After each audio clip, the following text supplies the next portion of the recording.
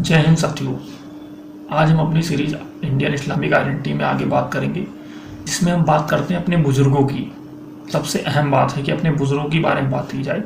उसी में हमारी पिछली वीडियो थी टीपू सुल्तान जी के बारे में, जिनके हिस्टोरिकल बैकग्राउंड के बारे में बताया गया था। आगे एक विचारधारा बनती जा रही है लोगों के बीच में।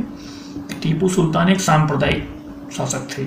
ये विचारधारा, ये नैरेटिव बढ़ाया जा रहा है, जिसको तोड़ने की ज़रूरत है। उसे जानने की ज़रूरत है कि किस तरीके से वो नैरेटिव बनाया जाता है कि एक शासक सांप्रदायिक थे, टीपू सुल्तान सांप्रदायिक शासक थे। अगर लेकिन फैक्चुअल तरीके से हम बात करेंगे और तथ्यों को देखेंगे तो ये धारणा एकदम गलत साबित होती है, क्योंकि जब टीपू सुल्तान युद्ध कर रहे थे तो अपनी जंग के मैदान में शहीद हो गए थे।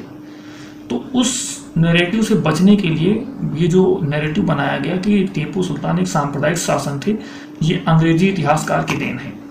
उन्होंने उन्हें सांप्रदायिक शासक बताया और ये दिखाया कि उन्होंने हिंदुओं के अधिकारों को वापस कराया है, उन्हें शहीद करके। वो अपनी छवि को सुधारना चाहते थे, क्योंकि अगर हम आधारित तथ्य के आधार पर देखते हैं तो टीपू सुल्तान ने जो जमींदारों के प्रति संघर्ष हुआ था, उसमें मुसलमान और हिंदू जमींदार दोनों थे, उसमें सिर्फ हिंदू जमींदार नहीं थे। दूसरी चीज, ये जो उनके बीच संघर्ष था जमींदारों के बीच, ये किसी धर्म या विशेष के प्रति नहीं था, एक राजा और जमींदारों के बीच का संघर्ष था। इसको इस परिप्रेक्ष्य में देखने की आवश्यकता है, जो गलत धारणा बनाई जाती है। दूसरी चीज़ ये कि लोग कहते हैं कि मंदिरों को तोड़ा, या दूसरी चीज़ है कि, तो आपको बता दूं कि एक मित्र ने हमारे पूछा कि ये आप मंदिर बता रहे हो, मंदिरों को अनुदान दे रहे थे, तो उन्होंने पूछा फैक्ट बताइए इसका। तो उसमें बताया दक्षिण में श्रृंगेरी मंदिर है, उसमें वो नियमित रूप से अनुदान देते रहे। अगर कोई शासक नियमित रूप से अनुदान दे रहा है तो आप उसको खिलाफ नहीं बोल सकते, अनुदान दिया करते। तो दूसरी चीज, उनके शासनकाल में उनकी जो भी प्रजा थी, हिंदू प्रजा थी, मुस्लिम प्रजा थी, उसमें कभी भेदभाव नहीं किया उन्होंने। तो ये एक बड़ा अहम मुद्दा है। और दूसरी चीज, उनके योगदान के बारे में बात करें कि टीपू सुल्तान के शासनकाल में भू राजस्व व्यवस्था में बहुत अच्छा सुधार किया गया था, जिससे राजकीय आमदनी वृद्धि हुई थी और नई नई तकनीकें डेवलप हुई उस वजह से। कृषि अर्थव्यवस्था में बहुत बड़ा प्रोत्साहन था उनका। उन्हें गन्ने की खेती को बहुत वर्चस्व के स्तर पर लेकर के आए, रेशम के उत्पादन को विशेष बल दिया उन्होंने। टीपू सुल्तान के अधीन जो भी राज्य थी, राज्य पूंजीवाद को संरक्षण मिला था। उन्होंने राज्य की पूंजी को इकट्ठा किया, जमींदारों से वसूली की, और जिस तरीके से हर राजा करते थे, उन्होंने एक शासन व्यवस्था को कायम किया। आज हमारे यहाँ आप देखते हैं टैक्स दिया जाता है, सभी लोग देते हैं, पूंजीवादी टैक्स देते हैं। तो उसी को उस टाइम पर उन्होंने इम्प्रूव किया और अच्छे से लागू किया। उसी के आधार पर लोग कुछ गलत फहमियाँ फैलाते हैं।